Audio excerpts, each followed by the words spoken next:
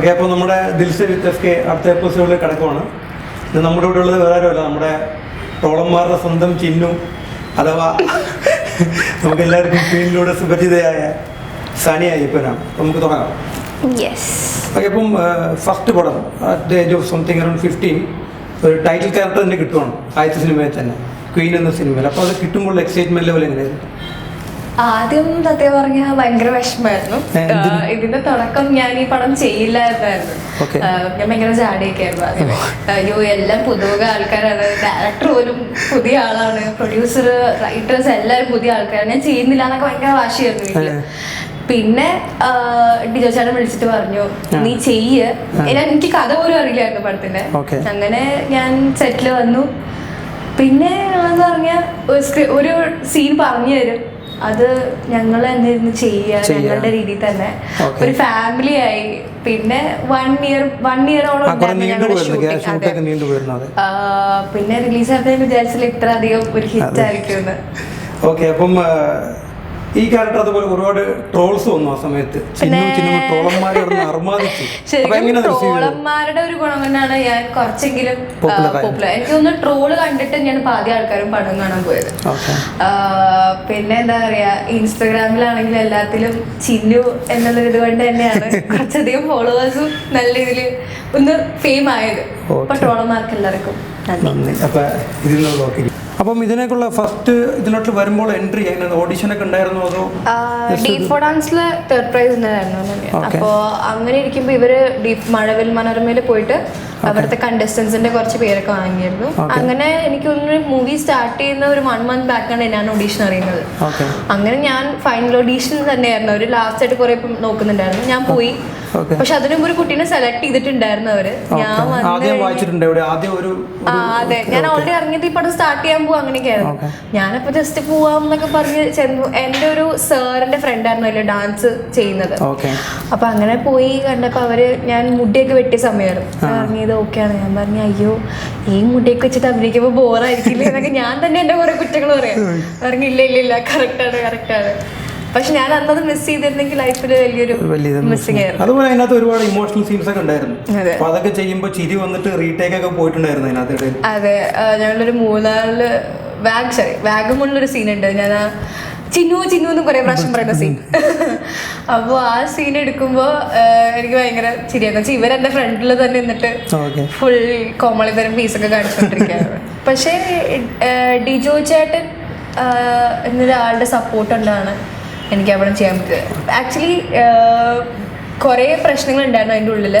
ഞാൻ കൊച്ചുകുട്ടി ആയതുകൊണ്ടും കാസ്റ്റ് ചെയ്യുമ്പോൾ എങ്ങനെയായിരിക്കും. പക്ഷെ ഡിജോ ചേട്ടനാണ് പറഞ്ഞതില്ല, സാനിക്ക് പറ്റും, സാനി തന്നെ വേണം. അപ്പോൾ ഡിജോ ചേട്ടൻ്റെ ഒരു സപ്പോർട്ട് കാരണമാണ് നല്ലോണം ചെയ്യാൻ പറ്റിയത്. അപ്പോൾ അതിനകത്ത് ഈ വർക്ക് ചെയ്യുമ്പോൾ തന്നെ ഈ ചിന്നു റിപ്പീറ്റ് വരുന്നത് നിങ്ങൾക്ക് എന്നെ തോന്നിയിരുന്നു അതോ?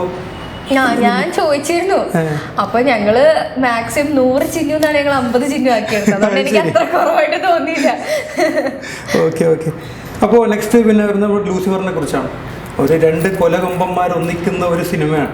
അതിനകത്തോട്ട് സാനിയെ വിളിക്കുവാണ്. അപ്പൊ ആ ഫസ്റ്റ് കേൾക്കുമ്പോൾ ഉണ്ടായിരുന്ന എക്സൈറ്റ്മെന്റ് അതെങ്ങനെയായിരുന്നു? റിയാക്ഷൻ എന്തായിരുന്നു? ഞാന് ക്വീൻ കഴിഞ്ഞിട്ട് എനിക്ക് പടങ്ങളൊന്നും വന്നില്ലായിരുന്നു. അപ്പൊ ഞാൻ ഇങ്ങനെ ഭയങ്കര വിഷമത്തോടെ എല്ലാവരും എപ്പോഴും വിളിക്കും, ചേട്ടന്മാരെയൊക്കെ വിളിക്കും, നിനക്ക് പടമായോ വെച്ചിട്ട്. അപ്പൊ അവരൊക്കെ ഞാൻ പറയും പിന്നെ പടമായി.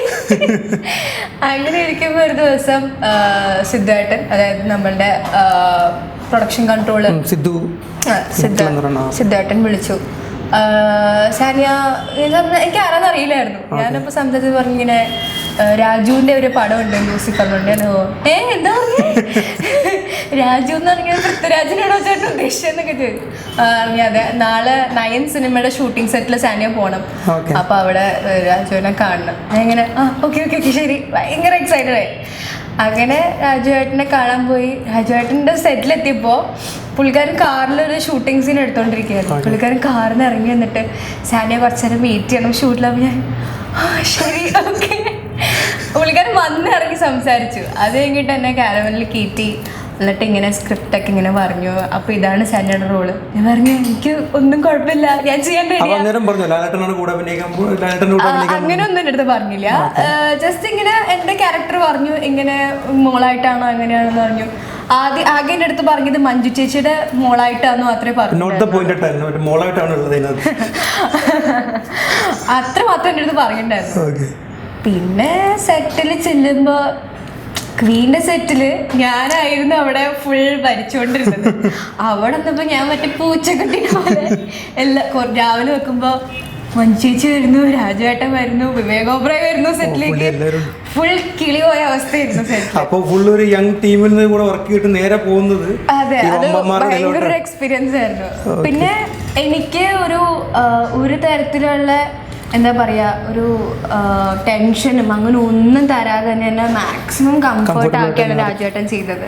ഓരോ സീൻ ചെയ്യുമ്പോൾ രാജേട്ടൻ വന്ന് സാനിയ ഇങ്ങനെയാണ് ചെയ്യേണ്ടത്, എന്നിട്ട് ചെയ്ത് കഴിയുമ്പോൾ അതിനായുള്ള രീതിയിൽ നല്ലോണം ചെയ്തു എന്നൊക്കെ പറയുമ്പോൾ ഭയങ്കര സന്തോഷമായിരുന്നു. ഇല്ല, അങ്ങനെ ഒന്നുമല്ല. രാജേട്ടന് കിട്ടുന്ന രാജേട്ടൻ നമുക്ക് ചാൻസ് തന്നുകൊണ്ടിരിക്കും. പിന്നെ ഇത്രയും നല്ല രീതിയിൽ റെസ്പെക്ട് ചെയ്യുന്ന ഒരാളെ ഞാൻ കണ്ടിട്ടില്ല. അത് മാത്രമല്ല, ഹി വിൽ മേക്ക് ഷുവർ ഓരോ തവണ നമ്മൾ വിളിക്കുമ്പോൾ സാനിയാന്ന് തന്നെ വിളിക്കുക, അങ്ങനെയൊക്കെ ഭയങ്കര നല്ലൊരു അതേപോലെ നമ്മുടെ ലെജൻഡ് ലാലേട്ടന്റെ കൂടെ ഓപ്പോസിറ്റ് കോമ്പിനേഷൻസ് കൂടെ ഉണ്ടാവില്ല. അത് ഞാൻ പറയില്ല, പറയില്ല, നടക്കില്ല, പടം കാണും. ഓക്കെ. അപ്പം പിന്നെ ഇപ്പൊ റിലീസ് വരാൻ പോകുന്നത് വിഷുവിനാണല്ലോ അല്ലേ? അതിന്റെ അതെ, ഐ തിങ്ക് ഏപ്രിൽ മാർച്ച് ആ ഒരു ടൈമില്. അപ്പോൾ ഓക്കെ, എന്നാൽ പിന്നെ ഫാൻസിന് വേണ്ടി ചെറിയ ക്വസ്റ്റ്യൻ, അവർക്കുള്ള ഐറ്റം ഇതിനകത്ത് ഉണ്ടാവോ? ഈ മാസ് ആക്ഷനൊക്കെ ഉണ്ടാവും, ചുമ്മാ ഒരു പൊളിറ്റിക്കൽ ഒരു ത്രില്ലർ മാത്രമാണോ? ഒത്തില്ല.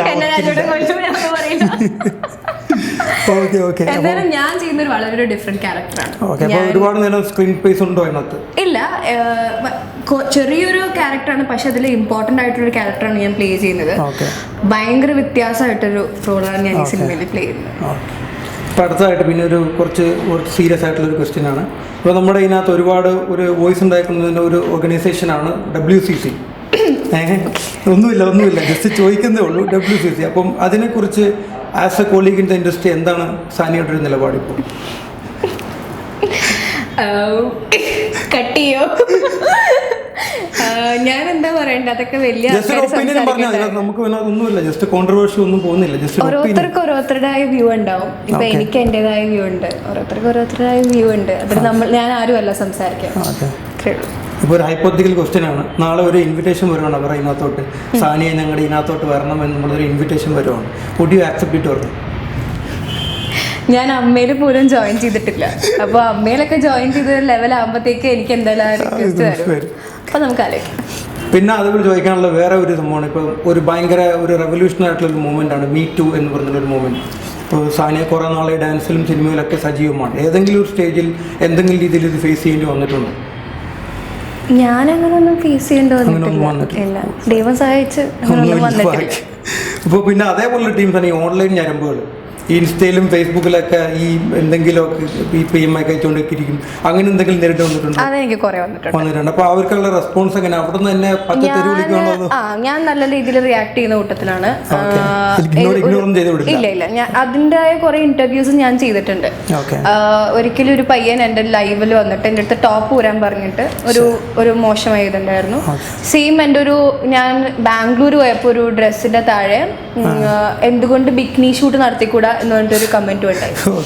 അപ്പോൾ ഞാനത് കണ്ടിട്ട് ഞാൻ പുള്ളിക്കാരൻ്റെ അക്കൗണ്ട് സെർച്ച് ചെയ്തെടുത്ത് ഞാൻ അയാളുടെ പേര് പോസ്റ്റ് ചെയ്തിട്ട് തന്നെ ഞാൻ ഇത് ചെയ്തു. അങ്ങനെ കുറേ പ്രശ്നങ്ങളൊക്കെ ഉണ്ടായി. പിന്നെ ഓൺലൈൻ ടീംസൊക്കെ എനിക്കെതിരെ ഭയങ്കര സപ്പോർട്ടിങ് ആയിരുന്നു.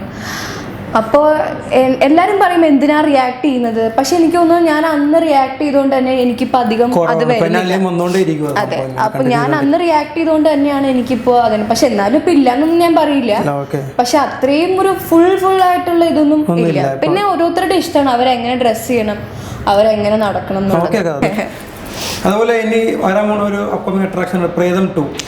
അപ്പം ഫസ്റ്റ് പാർട്ടിൽ നിന്ന് എങ്ങനെയായിരിക്കും ഇത് ഡിഫറെന്റ് ആവും? ഫസ്റ്റ് പാർട്ട് കണ്ടിട്ടുണ്ടല്ലോ. ഫസ്റ്റ് പാർട്ടും സെക്കൻഡ് പാർട്ടും തമ്മിൽ ഒരു കണക്ഷനും ഇല്ല. രണ്ടും രണ്ട് ഇതാണ്. ആകെയുള്ളത് നമ്മുടെ ജോൺ ഡോൺ ബോസ്കോ ഉണ്ട് നമ്മുടെ പടത്തില്. അതെ, ആ ക്യാരക്ടർ നമ്മുടെ പടത്തിൽ വരുന്നുണ്ട്. ഇതൊരു ഫൺ ഫിലിം. നമ്മൾ ട്രെയിലറിൽ പറയുന്നുണ്ട് പ്രേതമുണ്ട്, തമാശയുണ്ട്. ഇപ്പൊ ഡെയിൻ സിദ്ധാർത്ഥേട്ടനൊക്കെ പറയുമ്പോ തന്നെ എല്ലാവർക്കും അറിയാം ഒരു കോമഡി ലെവൽ. നല്ലൊരു ഫൺ മൂവി അപ്പം ആയിരിക്കും. നല്ലൊരു കോമഡി റൈറ്റ് തന്നെ ആയിരിക്കും പടം അടുത്ത് വരാൻ പോകുന്നത്. അതിന് കാരണം ഓപ്പോസിറ്റ് വരുന്നത് ഒടിയനും അങ്ങനെ ഒരുപാട് സിനിമകളാണ്. അപ്പൊ അതിന്റെ ഓപ്പോസിറ്റ് നിൽക്കും. ഞാൻ ഇതിലൊരു ഡാൻസറിന്റെ എന്റെ ട്രെയിലറിൽ കാണിക്കുന്നുണ്ട്. ഞാൻ ഇതൊരു ഡാൻസർ ആയിട്ടാണ് ഞാൻ ഈ സിനിമയില്. ഓക്കെ, ഫസ്റ്റ് പാർട്ടിൽ എനിക്ക് തോന്നുന്നു മറ്റേ ഇതേപോലത്തെ ഒരു ക്യാരക്ടർ അതല്ല, ഇത് കുറച്ച് ഡിഫറെന്റ് ആയിട്ടുള്ള സംഭവം. അതേപോലെ ഇപ്പൊ ഇനി വേറെ ഇമ്പോർട്ടന്റ് ഫിലിംസ് ഏതൊക്കെ ഇനി വരാനുള്ളത്? ഇനിയിപ്പോ ഇത് രണ്ടും ഇപ്പൊ ഞാൻ നോക്കിക്കൊണ്ടിരിക്കുകയാണ് കുറച്ച് നല്ല രീതിയിൽ ചെയ്യാൻ. ലൂസിഫർ ഇതൊക്കെ വന്നു കഴിയുമ്പോൾ ഒന്നും കൂടി ഇനിയിപ്പോ പ്രേതം ഇറങ്ങിയിട്ട് കുറച്ചും കൂടി നല്ലത് വരും എന്ന് പ്രതീക്ഷിക്കുന്നു. ഓക്കെ, അടുത്ത ഇനി നമുക്ക് കേൾക്കാനുള്ള ഒരു ചെറിയൊരു റാപ്പിഡ് ഫയർ സെഷനാണ്. ഓപ്ഷൻ ഉണ്ടോ? കിറ്റ് ഓപ്ഷൻ ഇല്ല, മാത്രമേ ഉള്ളൂ. ഓക്കെ, അപ്പം വലിയ ഈ കൊടുക്കേണ്ട ക്വസ്റ്റ്യൻസ് ഒന്നുമില്ല, സിമ്പിൾ ആയിട്ടുള്ള സംഭവമാണ്. ക്വീൻ കണ്ടിട്ട് ആദ്യമായിട്ട് ഒരു അപ്രീഷിയേറ്റ് ചെയ്ത സെലിബ്രിറ്റീസ് ഉണ്ടായിരുന്നു? അങ്ങനെ ആരും എന്നെ വിളിച്ചോന്നില്ല, പറഞ്ഞിട്ടില്ല. പിന്നെ പ്രയാഗ ചേച്ചി എനിക്ക് മെസ്സേജ് ചെയ്തിരുന്നു, പക്ഷെ ഞാനത് കണ്ടില്ലായിരുന്നു. പക്ഷെ എനിക്ക് നല്ല പടാന്ന് പറഞ്ഞിട്ട് മെസ്സേജ് ചെയ്തിരുന്നു. ഓക്കെ, അതെ, ബാക്കി മൊത്തം ട്രോളന്മാരായിരുന്നു പ്രതീക്ഷിച്ച് മൊത്തം. അതെ, പിന്നെ ഓരോരുത്തർ കാണുമ്പോ സംസാരിക്കാന്നല്ലാതെ തന്നെ ആരും വിളിച്ചങ്ങനെ. ഓക്കെ, അപ്പൊ ഈ ലൂസിഫറിന്റെ ഇടയ്ക്ക് വെച്ച് എന്തെങ്കിലും ടോപ്പിക് വന്നിരുന്നു? ക്വീനെ കുറിച്ച് എന്തെങ്കിലും സംസാരം എവിടെയെങ്കിലും എന്തെങ്കിലും വന്നിരുന്നു? ഏതാ? ലൂസിഫറിന്റെ സെറ്റിന്റെ ഇടയിൽ ഞാൻ പറയാൻ വിട്ട കാര്യം, രാജുവേട്ടനെ കാണാൻ പോയ അന്ന് രാജുവേട്ടൻ പറഞ്ഞു ക്വീൻ രാജുവേട്ടൻ കണ്ടിരുന്നു. അപ്പൊ പറഞ്ഞു ക്വീൻ കണ്ടപ്പോ സാനിയനെ പോലെ ഒരു അനീതി ഉണ്ടായിരുന്നെങ്കിൽ പറയുമ്പോ എനിക്ക് ഇപ്പോഴും ഞാൻ ക്യാരവലിരുന്ന് കരഞ്ഞത്. ഇല്ല, ഭയങ്കര ഹാപ്പിയായി. അപ്പൊ അങ്ങനെ ഒരു ഇത് കേട്ടു. പിന്നെ എല്ലാവരും കളിയാക്കിയെങ്കിലും ചില ആൾക്കാര് നല്ലതാന്ന് പറഞ്ഞിട്ടുണ്ട്. ഇല്ല, അങ്ങനെ ഒന്നും സംസാരിച്ചിട്ടില്ല. പക്ഷെ ലാലേട്ടൻ്റെ അടുത്ത് ഞാൻ പോയി ആദ്യം സംസാരിക്കുന്നത് ലാലേട്ട മറ്റേ നെഞ്ചിനകത്ത് ലാലേട്ടൻ ഞങ്ങളുടെ സിനിമ. അതെ, അപ്പൊ ലാലേട്ടൻ ഓക്കെ. അപ്പം വേറൊരു ഹൈപ്പോത്തറ്റിക്കൽ ക്വസ്റ്റ്യൻ ആണ്. ഇപ്പം ഒരു രണ്ട് പേര് ഒരുമിച്ച് വരുവാണ്, ഒരെണ്ണം മമ്മൂക്കയുടെ പടം, ഒരെണ്ണം ലാലേട്ടൻ്റെ പടം. ഇപ്പൊ ഇതിനകത്ത് അഭിനയിച്ചുകൊണ്ട് ഇനി അടുത്ത മമ്മൂക്കൊന്നും പറയാൻ പറ്റൂല. എന്റെ ആദ്യത്തെ പടം മമ്മൂക്കയുടെ മറ്റേ ഇതല്ലേ ബാല്യകാല സഖിയിൽ ചേർന്നു. അപ്പൊ ഇനിയുള്ള ഇപ്പോഴാണ് ഒരു ചെറിയ പോപ്പുലർ ആയി കഴിഞ്ഞത്. ഇനി വരുമ്പോ രണ്ടുപേരൊരു പടം വരുവാണ്, അപ്പൊ ആരുടെ പടം ചൂസ് ചെയ്യും? പറ്റില്ല, ഒരെണ്ണേ പറയാൻ പറ്റുള്ളൂ. അയ്യോ പെട്ടല്ലോ, ഒരെണ്ണം പറ, ഇഷ്ടമുള്ള പറ, അത് കുഴപ്പമൊന്നുമില്ല, എല്ലാരും പറയുന്നുണ്ടല്ലേ.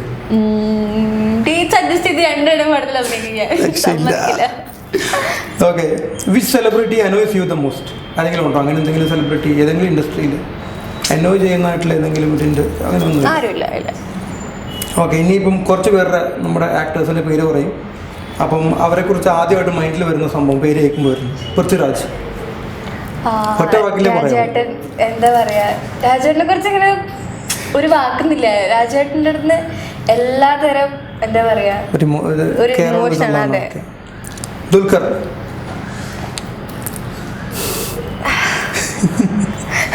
എന്റെ ഏറ്റവും വലിയ ആഗ്രഹമാണ്.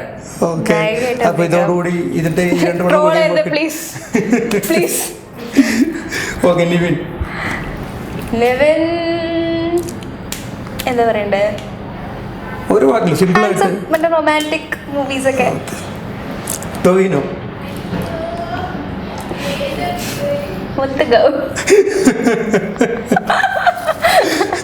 ജയസൂര്യ. ജേട്ടൻ ഓൾറെഡി ചെയ്ത്. ജേട്ടൻ്റെ അടുത്ത് നമുക്ക് കുറെ പഠിക്കാൻ പറ്റും, അതൊരു വലിയ കാര്യം കേട്ടോ. ഓരോ സീൻ കഴിയുമ്പോഴും ചേട്ടൻ നല്ലൊരു സീനിയർ ആർട്ടിസ്റ്റ് ആയതുകൊണ്ട് എടാ മോളെ നീ നെക്സ്റ്റ് മൂവി ചെയ്യുമ്പോൾ നീ ഇത് ഓർത്ത് വെച്ചോ, അങ്ങനെ ഭയങ്കര ഹെൽപ്പിംഗ് ആയിരുന്നു ചേട്ടൻ. അത് പറയാതിരിക്കാൻ ഞാൻ ചോദിക്കാൻ വേറെ പപ്പം വിട്ടുപോയി. പ്രസന്റ് ടൂവിന്റെ വർക്ക് ഇപ്പം ഇപ്പോൾ രണ്ട് സക്സസ്ഫുൾ, ഒരു ഭയങ്കര സക്സസ്ഫുൾ ആയിട്ടൊരു കോമ്പിനേഷനാണ് എജിത് ശങ്കർ ഇവരെന്ന് പറയുമ്പോൾ.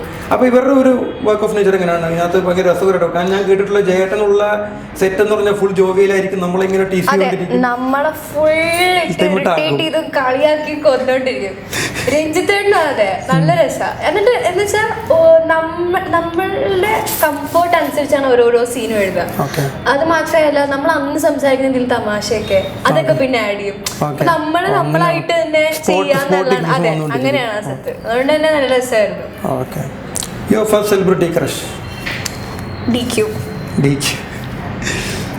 ഇപ്പം അതേപോലെ തന്നെ ഇപ്പം തമിഴ് ഇൻഡസ്ട്രിയിൽ ഒരു പ്രൊഡക്ഷൻ കമ്പനി വന്ന് സാനിയെ വിളിക്കുവാണ്, ഇത്രയും ആക്ടേഴ്സ് ഉണ്ട്, കഥ ഒന്നും പറയുന്നില്ല, you have to choose one actor to work with you എന്ന് പറയുമ്പോൾ ആരെ ചൂസ് ചെയ്യും? ധനുഷ്. ഓക്കെ, ഇപ്പം അല്ലാണ്ട് ഇപ്പം നമ്മുടെ വിജയ് അജിത്ത് എന്നൊക്കെ പറഞ്ഞ് ഇവിടെ ഒരുപാട് നമ്മുടെ ഫാൻസ് തല്ലുപിടിക്കുന്നുണ്ട്. ധനുഷിന് തന്നെയാണ്. രക്ഷയില്ല. അപ്പോൾ SLC മാർക്ക് എങ്ങനെയായിരുന്നു? അതൊക്കെ ഇവിടെ പറയണോ? പറഞ്ഞാൽ കുഴപ്പമൊന്നുമില്ല. 72%. അത് പറയാനാണ് ഇത്ര പഠിച്ചത്. ഓക്കെ, പിന്നെ അതേപോലെ പാരൻസ് അവസാനമായിട്ട് തല്ലിയ എന്തെങ്കിലും ഒരു ഒക്കേഷൻ ഓർമ്മയുണ്ടോ? ഇന്നലെ കൂടെ തല്ലി തോന്നല്ലേ? എന്തിനായിരുന്നു? ഇല്ല, അങ്ങനെയല്ല, അങ്ങനെ തല്ലാറില്ല. ചീത്ത പറയാറുണ്ട്. ഞാൻ എവിടെയെങ്കിലും സംസാരിക്കുന്ന രീതി അല്ലെങ്കിൽ ആൾക്കാരോട് സംസാരിച്ച രീതി ഞാൻ കുറച്ച് പെട്ടെന്ന് ഞാൻ ചൂടാവും, റിയാക്ട് ചെയ്യും പെട്ടെന്ന്. അപ്പൊ ചില സമയത്ത് എന്റെ മിസ്റ്റേക്ക് ആയിരിക്കും. അങ്ങനെയല്ല, അപ്പൊ അമ്മ പറയും അത് ചെയ്തത് ശരിയായില്ല, അങ്ങനെയൊക്കെ പറയും. അടിക്കാറൊന്നുമില്ല. ലാസ്റ്റ് ആയിട്ട് എനിക്ക് അടിച്ച് കുറച്ച് മാസങ്ങൾക്കൊക്കെ മുമ്പ്. മാസങ്ങൾക്ക് മുന്നേ. ഓക്കെ, അപ്പൊ ഇനി കുറച്ച് ആക്ട്രസസ്മാരുടെ പേര് പറയും. അപ്പൊ അവരൊന്ന് ഡിസ്ക്രൈബ് ചെയ്യാം. ഐഷു, നമ്മുടെ ഐശ്വര്യ ലക്ഷ്മി. ഐശ്വര്യ ചേച്ചി സ്റ്റൈലിഷ് ആണ് നല്ല. എനിക്ക് ഐശ്വര്യ ചേച്ചിയുടെ ഡ്രസ്സിങ് പുള്ളിക്കാരനെ കാണാൻ എനിക്ക് ഭയങ്കര ഇഷ്ടമാണ്. എന്തുതരം ഔട്ട്ഫിറ്റ്സ് ഇട്ടാലും നല്ലോണം. ഞാൻ ഇതുവരെ നേരിട്ട് കണ്ടിട്ടില്ല, പക്ഷെ ഞാൻ ഇൻസ്റ്റാഗ്രാമിലൂടെ സംസാരിച്ചിട്ടുണ്ട്. അതെ, ചേച്ചി എൻ്റെ അടുത്ത് എൻ്റെ ഓരോ സ്റ്റോറീസ് കാണുമ്പോഴും നല്ലോണം ചെയ്തു. ഡാൻസ് വീഡിയോസ് ഒക്കെ, ഡാൻസ് ഭയങ്കര ഇഷ്ടമാണ് നമ്മുടെ ചേച്ചിക്ക്. അതെ, അപ്പൊ അങ്ങനെയൊക്കെ സംസാരിക്കാം. അപ്പു ചേച്ചിനെ എനിക്ക് ബാല്യാലസൊക്കെ തൊട്ട് അറിയാം. ചേച്ചി അപ്പൊ ഓഡീഷൻസ് ഒക്കെ വന്ന അപ്പൊ ചേച്ചിയായിട്ട് ഒരു സിസ്റ്റർ ലവ്. ഞാൻ എപ്പോഴും ഞാൻ റെഡി ആക്കി എപ്പോഴും പറഞ്ഞാൽ പുള്ളിക്കാരത്തിനെ പോലെ മിക്കവരും ചില പിക്ചേഴ്സ് കണ്ടിട്ട് പറയാറുണ്ട് പ്രേഗച്ചിന്. അപ്പൊ ഞാൻ ഞങ്ങൾ സംസാരിക്കുന്നത് പിന്നെ ഒരു ഡാൻഡുള്ള സോങ്ങിൽ ഡാൻസ് കളിച്ചൊരു വീഡിയോ ഒക്കെ ഉണ്ട്, അത് കണ്ടിട്ടുണ്ടാവുമല്ലോ. ഭയങ്കര ചബി സ്വീറ്റ്. അനു ചേച്ചിയായിട്ട് എനിക്ക് അങ്ങനെ വലിയ നാച്ചുറൽ ബ്യൂട്ടിയാണ് പുള്ളിക്കാരത്തി. മേക്കപ്പ് അങ്ങനെ ഒന്നുമില്ല, ഭയങ്കര ഒരു നാച്ചുറൽ ലുക്കാണ്. ദുർഗാമ്മ എന്റെ എല്ലാവരും എന്നെ ഭയങ്കര കാര്യമാണ് ചേച്ചിക്ക്. ഒരു മോളെ പോലെ തന്നെ കൊണ്ടു നടക്കാറ്. ഞാൻ അടിയും എല്ലാം ഉണ്ട്, നല്ല വഴക്കും നല്ല ചീത്തയും പറയും. പക്ഷെ എന്നാലും ഉള്ളിൽ അറിയാൻ എനിക്ക് ഇഷ്ടമാണ്. പിന്നെ ഞങ്ങൾ ഞാൻ ഡെയിലി നേരെ ഒക്കെ അടിയായിരുന്നു സെറ്റില്. ഡെയിലി ചേട്ടനും രഞ്ജിത്തേട്ടനും വന്ന് ഞങ്ങളുടെ കാര്യങ്ങൾ സോൾവ് ചെയ്യലായിരുന്നു പണി. സെറ്റിൽ മുട്ട പണിയായിരുന്നു. ഓക്കെ, അപ്പൊ ഇത്ര നേരം സഹകരിച്ച ട്രോളന്മാർക്ക് പുതിയ എന്തെങ്കിലും കൊടുത്തിട്ടുണ്ടെങ്കിൽ, ലൂസിഫറിനെ കുറിച്ച് ഞങ്ങൾക്ക് ഒന്നും പറഞ്ഞു തന്നില്ല. അപ്പൊ ലാലേട്ടൻ ഫാൻസ് എന്തായാലും അപ്പൊ ഒരു 100 കോടിയിൽ ഉടനെ സാനിയെയും വരട്ടെ എന്ന് പറഞ്ഞുകൊണ്ട് നമുക്ക് ഇവിടെ വെച്ച് ഇത് ചെയ്യാം. Thank you so much.